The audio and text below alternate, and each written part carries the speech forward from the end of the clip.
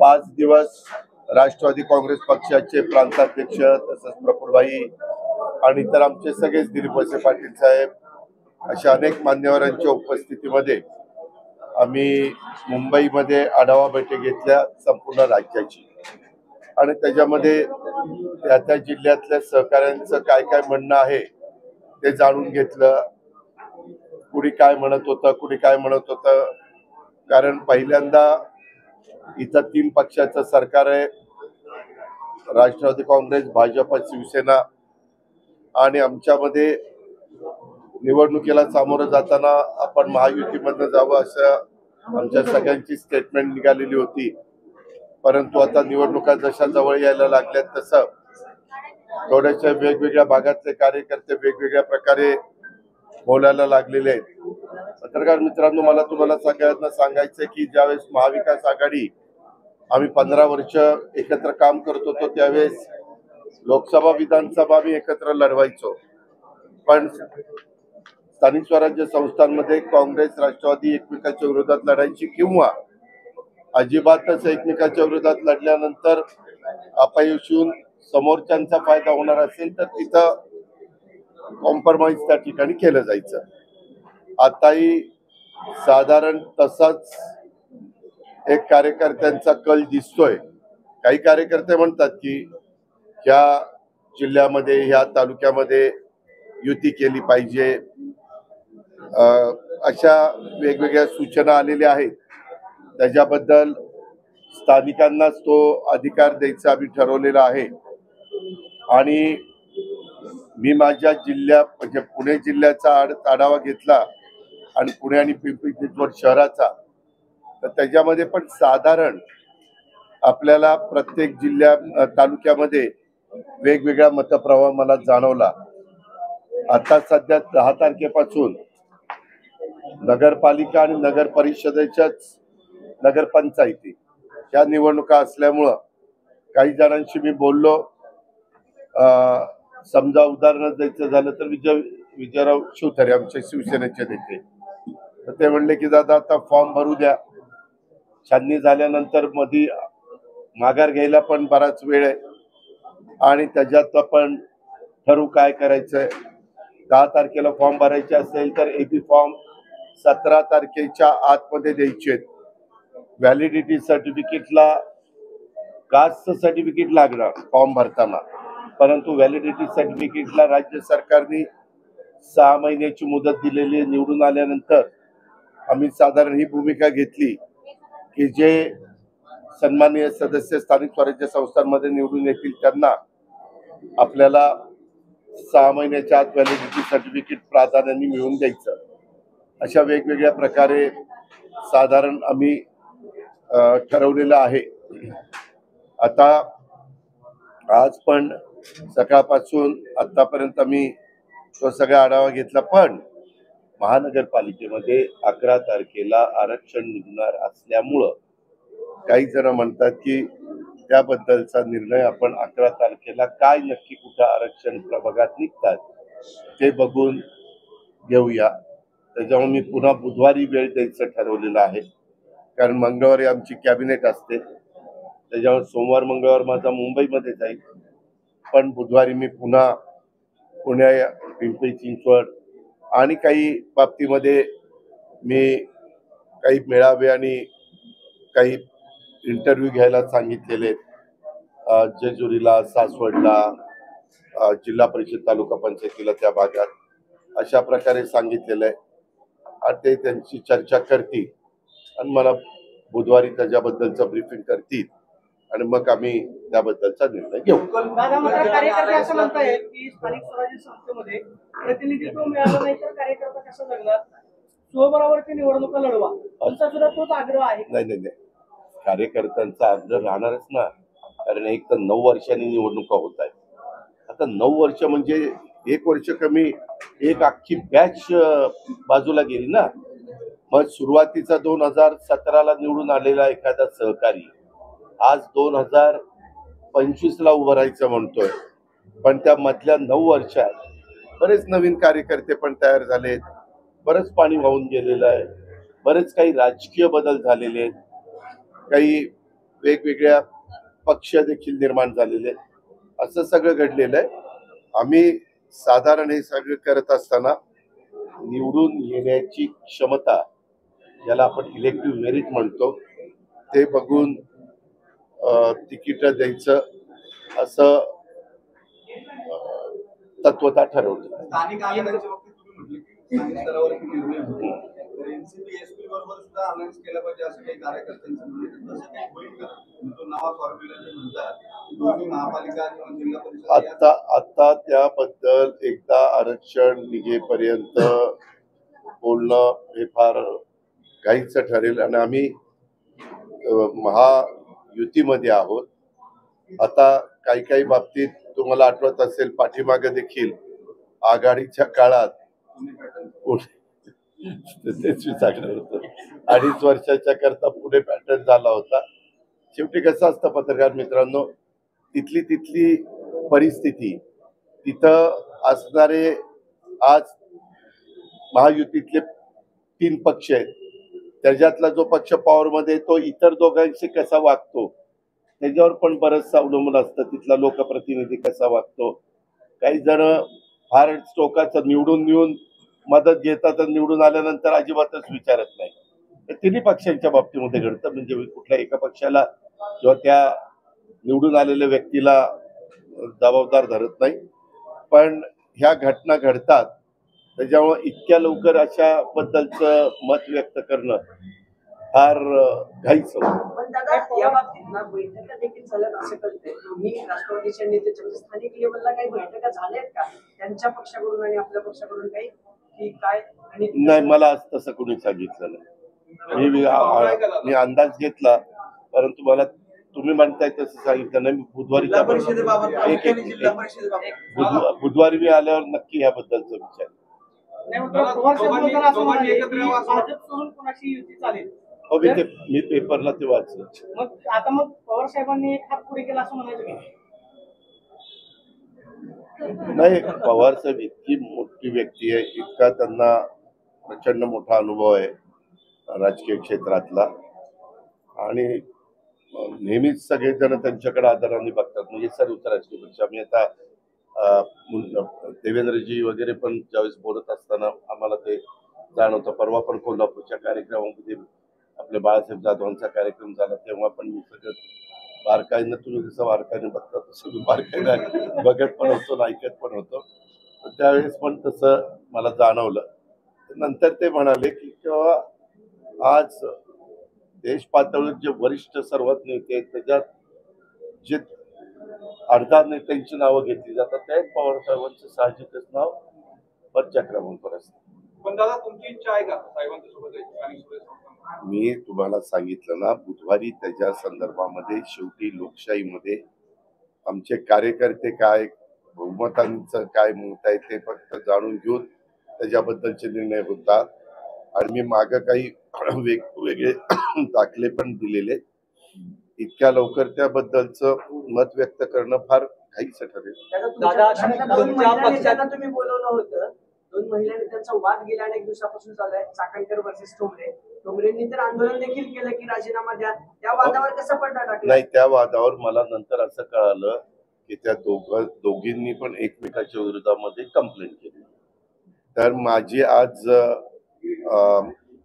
CP मला भेटायला आले होते, खडसी म्हणून. मध्ये काही घटना पुण्यामध्ये काही गोळीबार वगैरे, गोळीबार नाही म्हणजे तुम्हाला जे त्याला नाव द्यायचंय ते द्या, तशा घटना घडल्या. म्हणलं हे काही बरोबर नाही. पुणे विद्येचं माहेरघर, सांस्कृतिक शहर, राजधानी म्हणून ओळखली जाते. या सगळ्या गोष्टी असताना पुणेकरांना हे अजिबात आवडत नाही. तुम्ही कुणाचाही मुलाचा ठेवू नका, कुठलाही राजकीय कुणाचा दबाव जर तुमच्यावर असेल तर त्यालाही तुम्ही अजिबात महत्व देऊ नका. तुमच्या सद्विवेक बुद्धीला स्मरून संविधानाने, कायद्याने, घटनेने जे सांगितलेलं आहे जरा पाणी ते करण्याचा प्रयत्न करा, असं मी त्यांना सांगितलं. आणि म्हणलं मला पण एक लोकप्रतिनिधी म्हणून हे आवडत नाही. शेवटी माझी पण भूमिका म्हणलं स्पष्ट असते.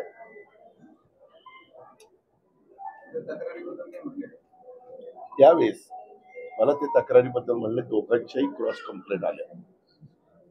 म्हणलं त्याच्यामध्ये एखाद्या लेडी ऑफिसर जरा इम्पार्शियल म्हणजे चांगल्या पद्धतीने, प्रत्येकाची एक प्रतिमा असते ना, चांगल्या अधिकारी, सगळे चांगले अधिकारी असतात पण त्यातल्या त्यात चांगले जे महिला अधिकारी असतील तिला त्यांचा तपास करायला द्या. कारण दोघी वेगवेगळे सांगतात, दोघींच्याकडे वेगवेगळे व्हिडिओ, दोघींच्याकडे वेगवेगळे सोशल मीडियामध्ये एकमेकाला ट्विट केलेलं असं काही काही बरंच आहे.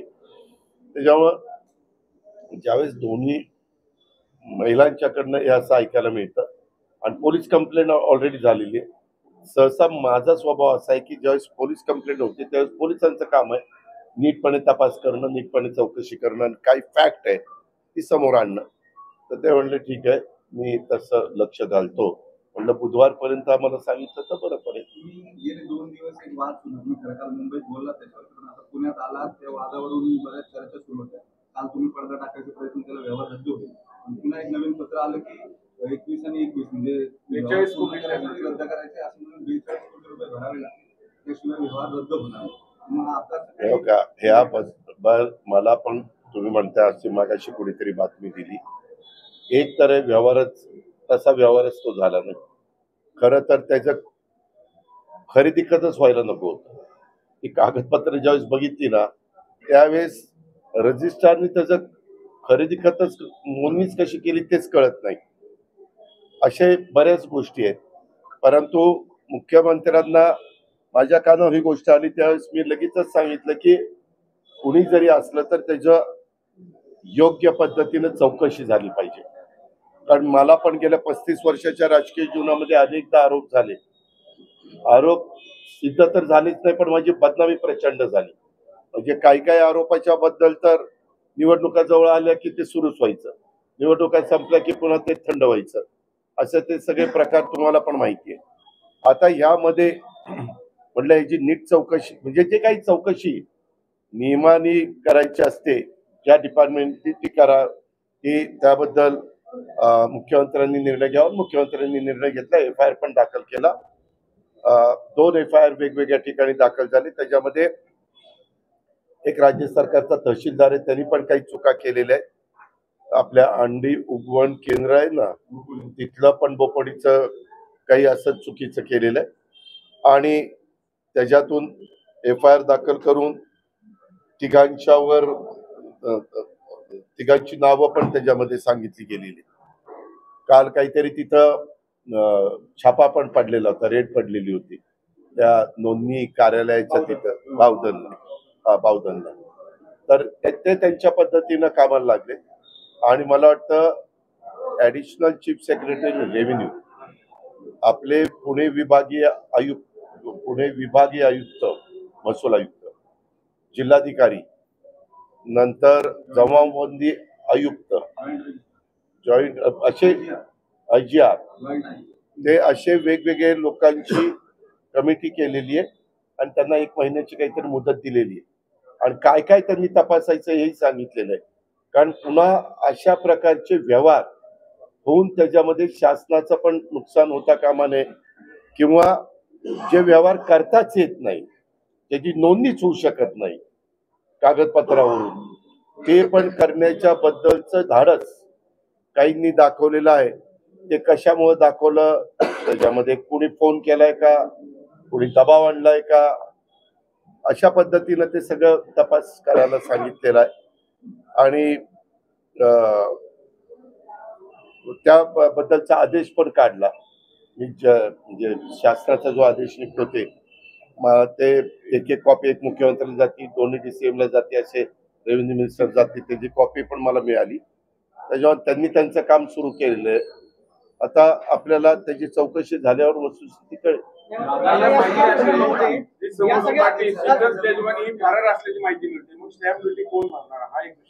अरे होय ना बाबा, पहिल्यांदा जो कागदच होण्याचं कारण आहे ज्याच्यात 1 रुपया पण दिला गेलेला नाही, 1 रुपया पण दिला गेलेला नाही आणि तो कागद होऊ शकत नाही, अशा या सगळ्या गोष्टी आहेत. तरी तो कागद केला गेलाय आणि तो आता केला गेलाय तर तो ग्राह्य धरला तर तो रद्द करण्यात आलाय अशा त्या सगळ्या कॉम्प्लिकेटेड झालेले. आता हे झाल्यानंतर कुठल्या विभागांनी काय कळवायचं ते कळवलेलं आहे. आता त्याच्या संदर्भामध्ये हा पण एक चौकशीचा भाग आहे. कदाचित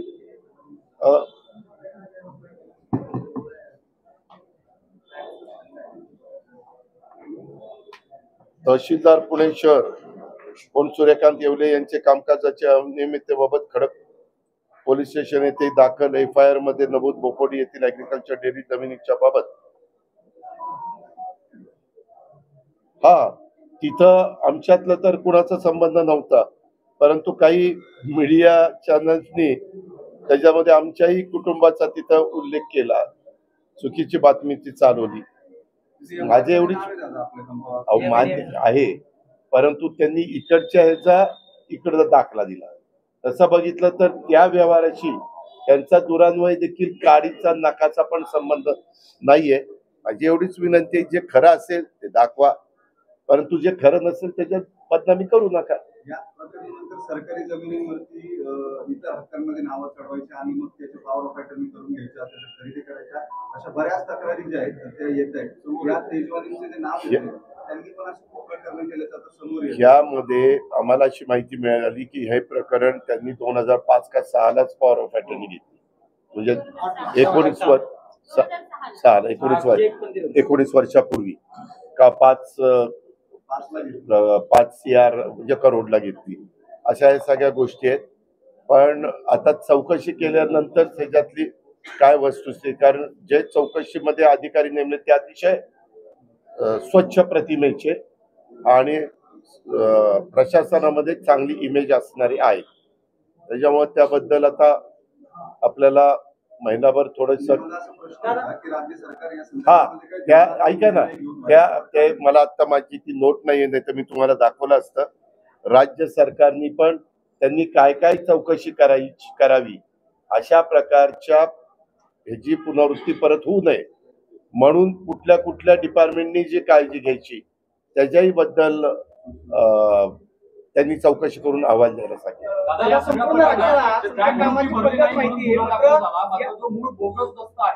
त्या प्रकरणात कुठल्याही पद्धतीचा अजून गुन्हा दाखल झाला नाही. अर्थात जिल्हाधिकाऱ्यांनी तसं स्वतःहून त्यांची चौकशी समिती नेमली आहे. बोगस दस्ताच्या संदर्भात ऐका ना, त्याच्यामध्ये आता चौकशी नेमलेली आहे. आता जो रेव्हेन्यू डिपार्टमेंटचा बॉस आहे प्रशासनामधला तेच प्रमुख आहे. त्यांच्या खूप अंडर खाली जिल्हाधिकारी येतात, खूप खाली, म्हणजे अशा सगळ्या गोष्टी आहेत. त्याच्यामुळे आता त्या संदर्भात त्याची सगळीच माहिती इत्थंभूत CM साहेबांनी पण ह्याच्यामध्ये अतिशय कडक भूमिका घेतलेली आहे. पत्रकार परिषदेमध्ये येऊन तुमची भूमिका मांडली. उत्तर दिलं नाही. सुप्रिया सुळेंनी 5 पवारांची बाजू घेतली. रोहित पवार हे ट्विट करतात, त्यांनी या प्रकरणात एकही ट्विट इतक्या दिवसात केलं नाही. तर कुटुंब म्हणून एकूण तुम्ही सगळेजण एकत्र असल्याचं जे चित्र दिसतंय, तर तशी काही चर्चा झाली होती का? आणि माझी कुणाशी पण चर्चा झालेली नाही. मला तर पहिल्या दिवशी तर काहीच माहित नव्हतं. मी आपला नेहमीसारखा सकाळी 7ला तिथं जाऊन एक मिनिट टोमला बसायचो आणि दिवसभर माझं कसं असतं, एकदा मी त्या कामामध्ये मनावर घेतलं तर आज पण आपण सकाळी काही मित्र मला भेटले. मी म्हटलं की माझं सगळं संपल्यावर मी तुम्हाला भेटेल, कारण इथून जुन्नरचा माणूस 2 तास जायला लागतो, भोर राजगड म्हणजे वेगवेगळ्या भागातले. त्याच्याकरता मलाही वेळ लागला, कारण आज पण आता ते कडू पाटलांच्या घरातलं काहीतरी रिसेप्शन आहे, लग्न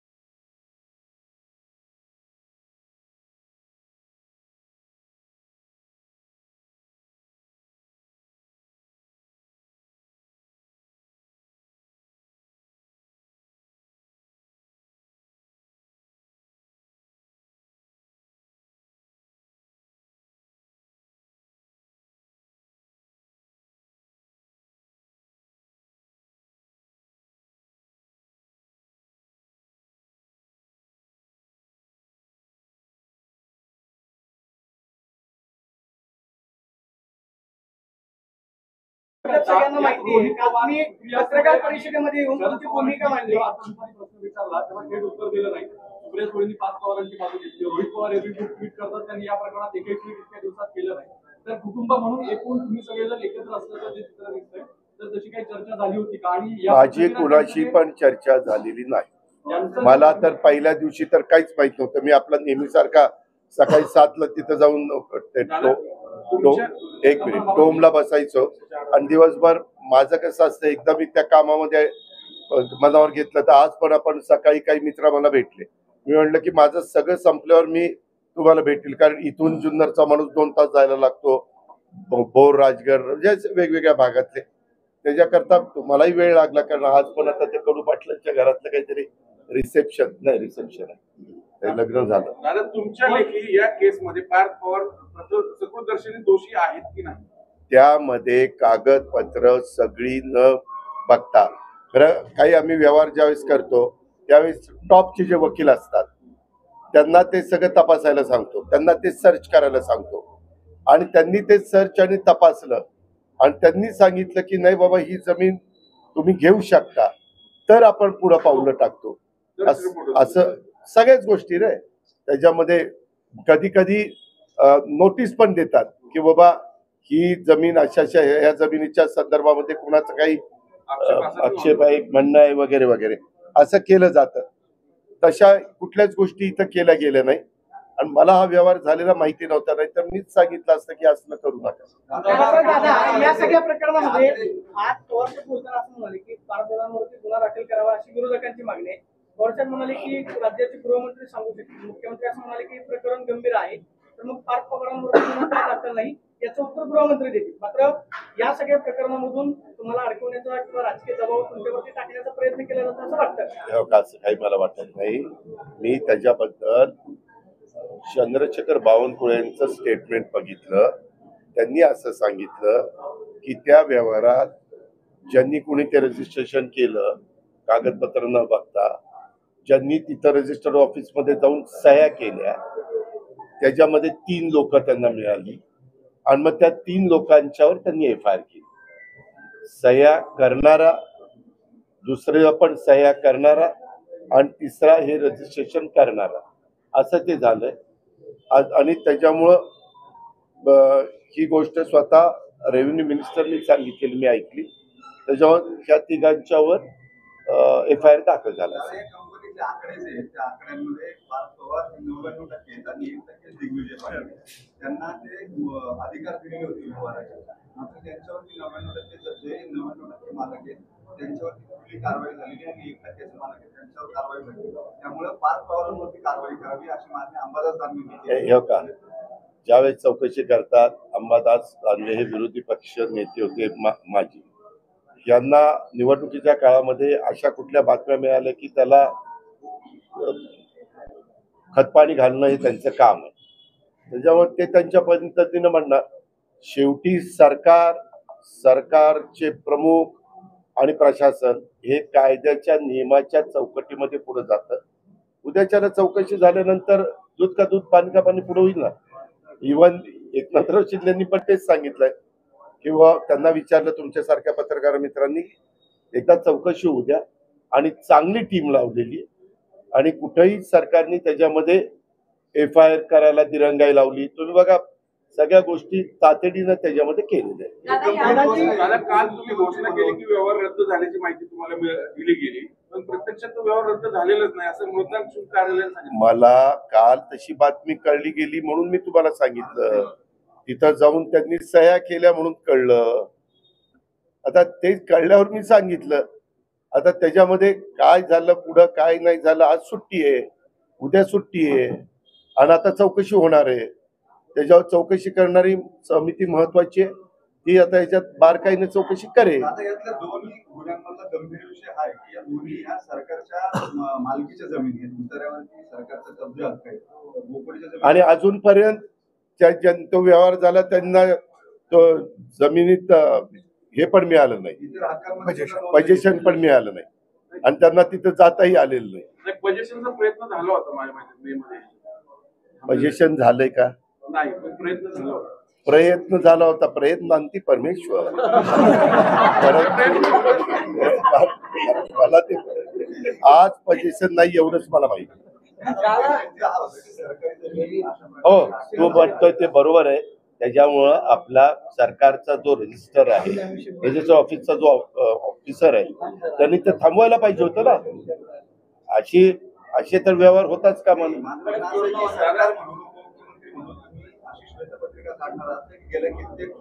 त्यामध्ये एकदा आमचा अहवाल येऊ द्या. मुख्यमंत्र्यांच्या आदेशाने ते आदेश निघाले, 1 महिना कळ काढ म्हणजे मग आपल्याला अहवाल येईल. अरे बाबा तेच त्याच्यात आता माझ्याकडे नाही रे ती नोट आहे का रे कुणाकडं यांना त्याच्यामध्ये घातले. त्यांनी काय तपास करून काय त्यांच्याकडनं अपेक्षा त्याच्यात तुम्ही म्हणताय तेही घातलंय. पुन्हा अशा प्रकारच्या जमिनी असणाऱ्याच खरेदी किंवा काही होऊ नये म्हणून काय खबरदारी घेतली गेली पाहिजे असं त्याच्यामध्ये सांगितलेलं. आता माझ्याकडे नाही, तर मी तुम्हाला लगेच. दादा, ह्या केसमध्ये मोडस ऑपरेंडी अशी आहे, त्या प्रॉपर्टीवर भूमी अभिलेखकडे जायचं, नावं चढवायची इतर हातातली, ती मुख्य याच्यात आणायची, नावं चढवून मग खरेदी करायचं आणि ताबा मारायचा. हे लिटिगेशन करणं एक टोळी आहे बेसिकली, अनेक टोळ्या आहेत. थांबण्यासाठी तुम्ही म्हणताय ते माझ्याही कानावर आलेलं आहे. म्हणून मी पुन्हा पत्रकार मित्रांनो आपल्याला सांगतो की ह्या संदर्भामध्ये हे जे काही आहे त्याच्यात नक्की विकास खारगे आणि त्यांची टीम ह्याचाही नक्की तपास करतील. मी पण त्यांची भेट झाल्यावर सांगतो की बाबा अशा पद्धतीनं मला पत्रकार परिषदेमध्ये अभ्यासू पत्रकारांनी फार खोलात जाऊन हे प्रश्न विचारलेले आहे. त्याच्यावर आणि ते खरोखरच मी तुमचं कौतुक करतो. हे उद्याच्याला राज्याच्या पण हिताचे आहेत.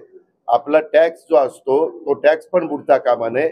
परंतु कारण नसताना हे जे काही मोडस ऑपरेंडी चालते ते पण बंद झालं पाहिजे. त्याच्यामध्ये एक असे वेगवेगळे पोलिसांची मदत घेतली जाते, सगळ्या गोष्टी होतात. म्हणूनच त्याचे पण चौकशी. हा बरं झालं हे का ते चौकशी समिती प्रस्तुत प्रकरणात अनियमितता झाली किंवा कसं याबाबत चौकशी करा. प्रस्तुत प्रकरणी अनियमितता झाली असल्यास आढळल्यास संबंधित जबाबदारी निश्चित करून त्यांच्यावर कारवाई करण्याची शिफारस करा. प्रस्तुत प्रकरणी अनियमितता झालेली आढळल्यास सदर जमीन पूर्वस्थितीवर आणण्यासाठी उपाययोजना सुचवा. भविष्यात आता हे नीट ऐका, भविष्यात अशा प्रकारची प्रकरणे पुन्हा उद्भवू नयेत यासाठी देखील काय उपाययोजना करणं गरजेचं आहे हेही आपण सुचवा असं ते त्याच्यात घेतलेलं. मला हे वाक्य आठवत होतं. त्याच्यावर तुम्ही जे म्हणताय त्याबद्दल ते त्याच्यात अंतर्भाव होतोय आणि मग ते तसं केलं आणि त्याच्यात अप्पर मुख्य सचिव महसूल मुद्रांक नोंदणी विभागीय आयुक्त पुणे विभाग, जमावबंदी आयुक्त आणि संचालक भूमी अभिलेख नोंदणी महानिरीक्षक मुद्रांक नियंत्रक पुणे, जिल्हाधिकारी पुणे, सहसचिव मुद्रांक महसूल व वन विभाग मुंबई, सदस्य सचिव अशी ती कमिटी आहे. त्याच्या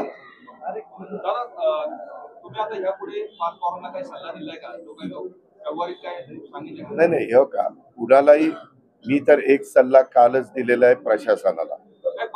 ऐका ना बाबा की बाबा इथून पुढं माझ्या जवळचे लांबचे कुणी नातेवाईक अशा पद्धतीनं काही गैरव्यवहार करत असतील किंवा चुकीचं करत असतील किंवा कुणाच्या सांगण्यावरून त्यांच्याकडनं चूक घडत असेल आणि ती तुमच्या लक्षात येत असेल तर ते अजिबात करत जाऊ नका. त्याच्यामध्ये अजिबात कुणाच्या दबावाला घाबरू नका. मी कालही नियमावर बोट ठेवून चालणारा एक कार्यकर्ता होतो, आजही आहे, उद्याही राहणार आहे. मी असल्या कुठल्या गोष्टीचं कधीच आयुष्यात समर्थन करणार नाही. मला ते पटतच नाही. एक थांब जरा. आणि हे सगळं होत असताना यामध्ये मी पार्थला माझं काल काय झालं, माझे काल पण उशिरापर्यंत सगळे कार्यक्रम चालले आणि तिथून मी डायरेक्ट निघालो आणि इकडं आलो पार्थ मुंबईमध्ये. मी उद्या रात्री मुंबईत जाणार आहे. परंतु मी मुंबईत गेल्यावर त्याला सांगणार आहे की हे जे काही प्रकरण झालं हे प्रकरणावरून काही गोष्टी तुम्ही लोकांनी पण शिकल्या पाहिजेत. कारण माणूस अनुभवातनं नवीन नवीन शिकण्याचा प्रयत्न करतोय, त्याची सुरुवात आहे. तर पुन्हा अशा कुठल्याही पद्धतीनं काही लोकांनी काही फार आपला ज्यांच्यावर विश्वास असतो त्यांनी विश्वासाने काही गोष्टी सांगितल्या तरी त्याच्यातल्या तज्ञ माणूस जो असतो, भले त्याला फी द्यावी लागली तरी चालेल, म्हणजे वकिलांना वकील सल्ला द्यायला ऍडवाइस द्यायला हे करतात ना, त्याच्या प्रकारचा आपल्याकडे चांगले ऍडवायझर आहेत, चांगले वकील आहेत, चांगली टीम आहे, त्यांचा सल्ला घ्यावा आणि पुढे जावं. बाकीची लोक तुम्ही त्या दिवशी संपर्कात पहिल्या आल्यामुळे दिवशी पानदादा clear केलं. फसले गेले असं वाटतं का? तुम्ही सांगितलं होतं की बाबा हा व्यवहार झालाय तो चुकीचा आहे आणि हा व्यवहार होत असताना मला माहिती नव्हतं. 300-400 कोटी रुपयांचा व्यवहार होताना वडील म्हणून पार्थ पवारांनी तुम्हाला विचारलं नाही का की एवढे पैसे मी इन्व्हेस्ट करतोय ह्या प्रोजेक्ट? अरे पैसे सुद्धा इन्व्हेस्ट केले नाही तर अरे एक रुपया इन्व्हेस्ट केला नाही बाळा, मी ते सगळं बघितलं. 300 कोटी कशाला म्हणतात? 1 रुपया त्याच्यात तेच मला कळत नाही की त्या समोरच्या पार्टीने पण 1 रुपया न घेता कसं काय हे केलं, काय ते गडू हाच आहे दादा, चुकीची लोक संपर्कात आल्यामुळे पानदादा फसले गेले. अहो म्हणून त्याची चौकशी करतोय ना बाबा. आता कोण फसलं, प्रश्न विचारणारा फसला का आणखी कुणी फसलं ते विचारतोय. दादा आता कोण चौकशी केल्याशिवाय कळणार नाही चुकीचे लोक अधिकारी होते का आणखीन कोण होते ते चौकशी झाल्यावर सांगतो ना, अशीच प्रेस कॉन्फरन्स घेऊन सांगतो. दादा ते आता ते शनी फुलमाळी भेटला, ते नंदीवाल्याचा पोरगा आहे, गोल्ड मेडल, काय बोलले, आश्वासन काय देणार आहे तुम्ही त्याला? अरे त्याचं कौतुक केलं, त्याला शुभेच्छा दिल्या, त्याला शॉल दिली आणि आपण अशा पद्धतीनं वेगवेगळी मेडल मिळवल्यानंतर जागतिक स्तरावरचं मेडल तू समजा ऑलिम्पिकचं किंवा विश्वविजेत्यामध्ये तुझी गणना झाली तर तुला आम्हाला 2.25 कोटी रुपये द्यावे लागतात. परवा 3 मुलींना आपल्या ज्या भगिनी होत्या ज्यांनी खरोखरीच जगामध्ये आपल्या देशाचं नाव उज्ज्वल केलं आणि बरेच वर्षाचं आपल्या भारतीयांचं स्वप्न होतं की महिला क्रिकेट टीमनी वर्ल्ड कप जिंकावा. त्यामध्ये आपण कालच दिलं 2.25 कोटी रुपयाचे चेक दिले. RTGS त्यांच्या अकाउंटला पण झालं. त्यांच्या प्रशिक्षण देणाऱ्यांना 20 लाख का काहीतरी रुपये दिले. तसं यांनी कुठलं पारितोषिक जिंकलं, आज शनिवार रविवार आहे, मी माझ्या ऑफिसला सांगितलं सोमवारी चौकशी करा आणि तोही एकदम ह्याच्याच गोल्ड मेडल आम्ही मतदारसंघातला आहे, गरीब आहे, पालामध्ये राहणार आहे, पालामध्ये. आम्हीच जाऊन केली होती बातमी, पालक तेच. अरे बातमी करणं हा तुझा जन्मसिद्ध हक्क आहे.